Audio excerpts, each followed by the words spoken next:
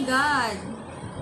Haggard yan. Actually, I'm so excited kasi nga, eto na ang ating pork shredded sisig. Shredded. So, pakita ko sa inyo. Pero nakita nyo na, di ba? Ay, ang bobo. Mainit. Mainit. It's mainit. So, pakita ko sa inyo. Here. Ouch. It's ouch. Mainit nga. Kulit. So, eto na. Hinalo-halo ko siya. Oh, ang kulit ng kawali. Old version pa yung kawali. Tinanggalan ko kasi siya ng oil kasi it's so mamangkika. Grabe, pinagpapawisan ako. Ang init. So, ititikman ko kung anong lasa. I'm so excited. Lagyan natin ng egg. With egg. Maraming sili. Sana maanghang talaga.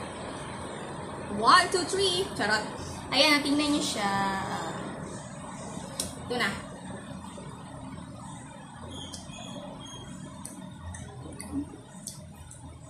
Oh my God.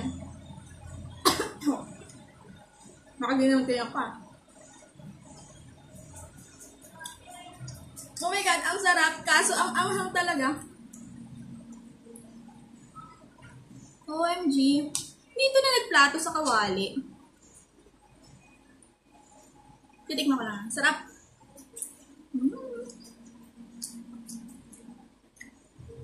I'm so excited. Ang sarap.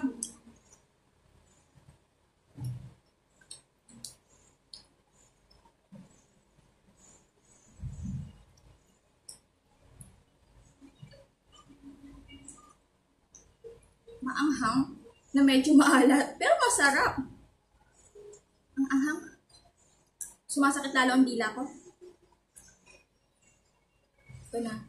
Gusto ka ng itlog eh. Yan itlog.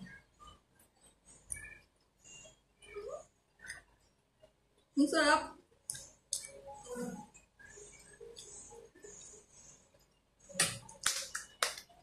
So happy. So ganyan. Ganyan gawin yung mga meat kapag meron kayong pork adobo na leftover. Pwede nyo siyang i-experiment. Pwede mo siyang gawin ganito. Pork adobo sisig. Diba? Pwede naman pala.